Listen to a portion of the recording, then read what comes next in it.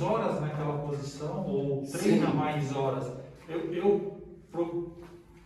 No início, por não entender nada disso, eu ficava 20 minutos na bike, 25 minutos já Não aguentava não mais. aguentava mais qualquer passeio. A perna aguenta, que a perna é forte, mas as costas, posicionamento lombar, tinha alguma coisa errada. Não, eu até confesso uma situação, já te falei isso, eu tenho uma hernia de disco cirúrgica que eu não durmo por conta da hernia.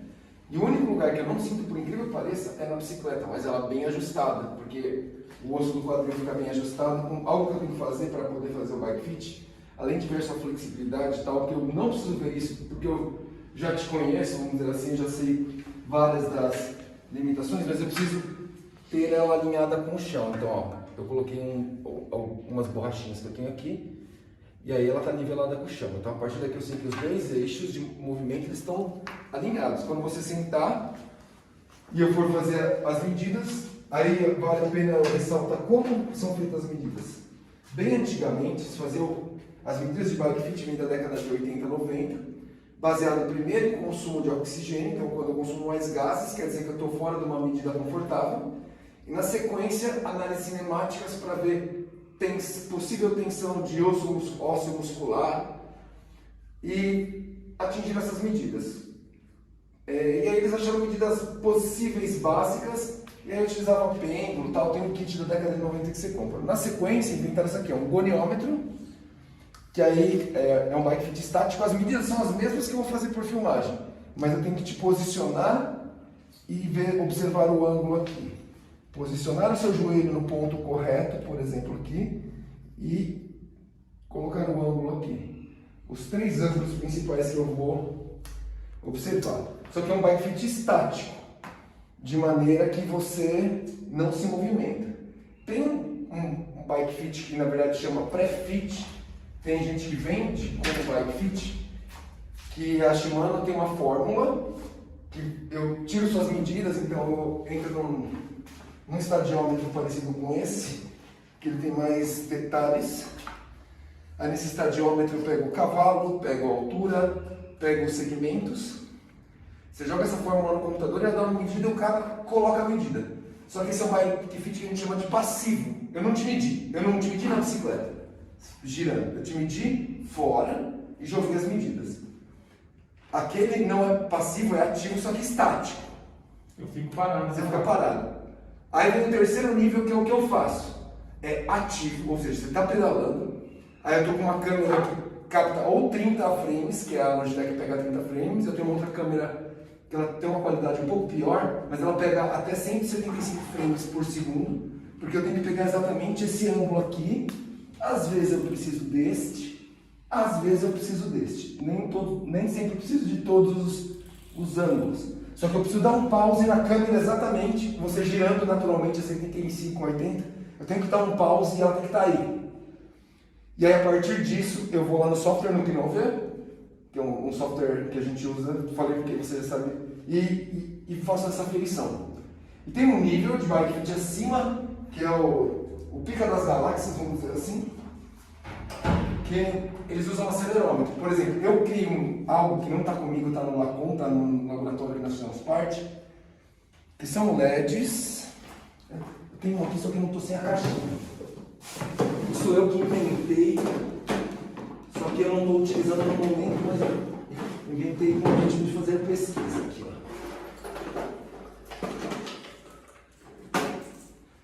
Esses LEDs, eles acendem.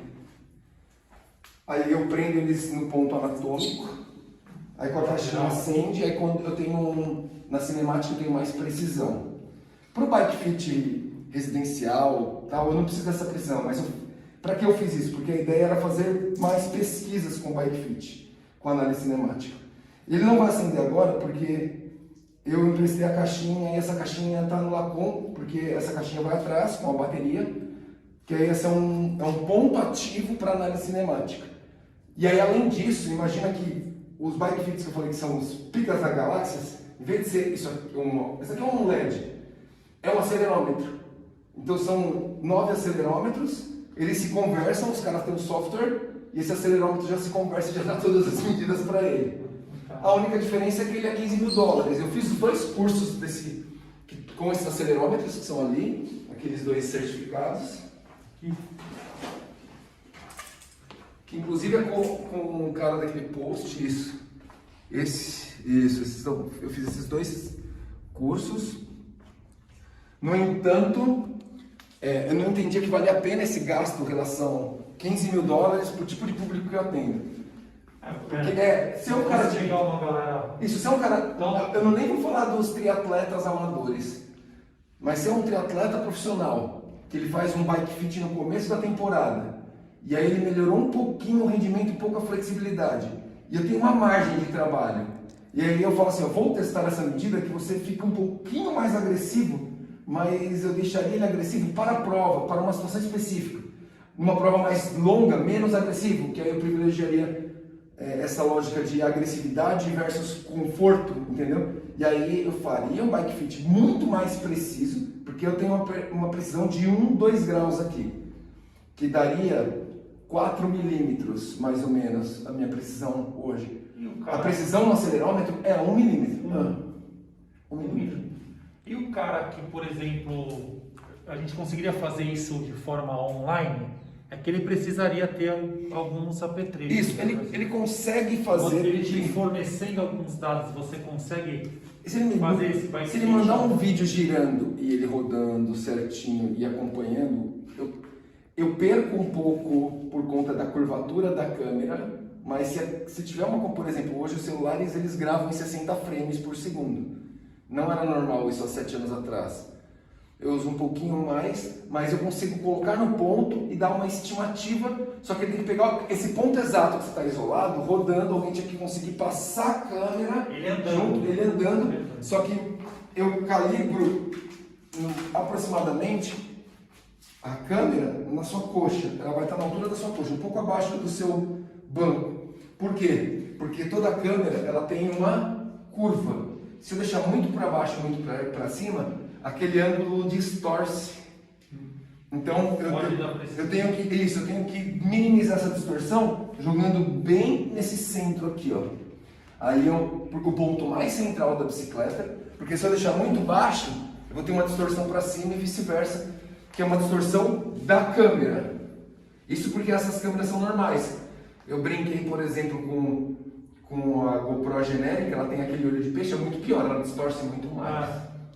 É o amplo, né? Isso. Dela. Isso, que ela dá 160, 170 graus. Normalmente aquela menor tem 130, 120 e esta, se eu não estou equivocado, são 110 graus. Uma câmera normal, ela dá 110 graus de abertura. Tá. Eu não vou tirar essas medidas iniciais porque eu coloquei de chutômetro. Eu vou considerar que é uma bicicleta nova. Tem 2 maneiras de fazer o bike fit. O cara que já pedala, eu coloco ele na maca para massagem. Eu vejo postura de pé, postura de joelho, confiro dores e machucados e flexibilidade, principalmente de posteriores. No seu caso, eu sei que é neutro o seu pé, você tem muita flexibilidade e você tem uma lesão no quadril por conta do atropelamento. Por isso que provavelmente você tem dores de muito tempo, já que elas são crônicas. E a gente não mexe nessas dores crônicas, só tenta minimizar baseando no que eu tenho de medida mais o seu relato. Se a pessoa já pedala, eu tiro as medidas iniciais. Que medida? A altura de banco, do começo do movimento central. Deixa eu pegar aqui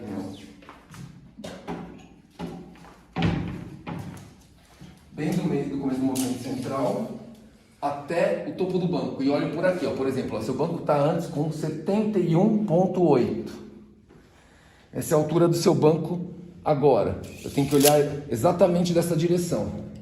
O que a gente chama de cockpit, ponta do banco. Por isso que se você troca o banco ou mexe ele, eu perco o cockpit. Aí tem gente que mede, tem algumas variações de medida, mas eu uso bem essa emenda da mesa, ó. Da 53, provavelmente está no meu dedo. Isso. E aí tem os 2 desníveis. Sem trocar a peça. O recuo de banco que eu falei, aquela hora que dá mais o stack, só que relacionado à altura do banco. São as 4 medidas principais que vão no relatório. Vai alinhar aqui com o meio do banco. E eu pego esse recuo aqui, ó.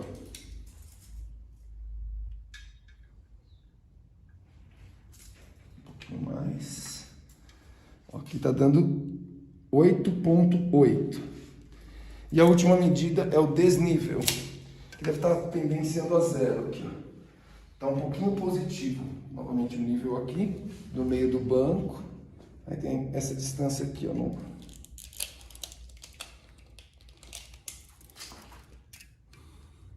pouquinho menos. No meio do banco, ó. 3,1. Isso, é no meio. 3,1. Essas são as 4 medidas básicas. Eu até peguei e tem outros detalhes de medida. Por exemplo, pé de vela, que é essa peça, ela tem tamanho. Caramba. A bicicleta... Eu pensei que era só entrar Ó, na bike tem um e andar. 75, ó. 175, 17 centímetros e meio. Uma bicicleta P, ela tem 17 centímetros e 25. Uma bicicleta Speed, normalmente 17 centímetros. Isso faz diferença o quê? Menor? No giro, até maior tem, mas olha o tamanho do giro. O tamanho da nossa perna, o tamanho do giro. Por exemplo, eu vou dar um exemplo de quando eu tenho que pensar nesse giro, principalmente. Nós somos grandes, com 1,80 m, não faz diferença, mas uma pessoa com entre 1,50 m e 1,60 m, com condromalácia, uma patologia normal no mundo de hoje. Se todo mundo tem algum nível de desgaste articular no joelho, todo mundo é muita gente, mas mais da metade da população. E ela normalmente é leve, só que uma pessoa baixa com um nível de desgaste alto, a condromalácia ela age na flexão do joelho. Se tem um pé de vela grande, a altura do banco tá boa, mas toda vez que ela chegar aqui, ela vai judiar do joelho. Ela desce e vai judiar do joelho. Então é ideal que ela tenha um pé de vela menor, porque ela faz círculos menores e o problema já não é nem a extensão, mas a flexão. Então, quando a bicicleta é usada, a gente faz isso. Quando é nova, faz a altura do cavalo e tal. Por que se eu também não vou fazer? Lembrando que você está numa bicicleta M, você está entre a M e a L, e ela está praticamente no máximo de altura que o canote consegue atingir. Eu não lembro se está ao máximo, mas normalmente é outro detalhe. Se você olhar os canotes, eles apresentam um risco limite. Normalmente onde está essa marcação, normalmente é o limite. Alguns aparecem bem o risco, normalmente entre 8 e 12 centímetros. Tudo depende de grossura. Pode ver que esse canote é mais parrudão que esse daqui que você tá. Mais grosso. Beleza. Falei esse monte de coisa. Você não tá com bermuda por baixo, né? Não, eu trouxe bermudas. Eu prefiro para eu ver o ponto do joelho na hora que pedalar.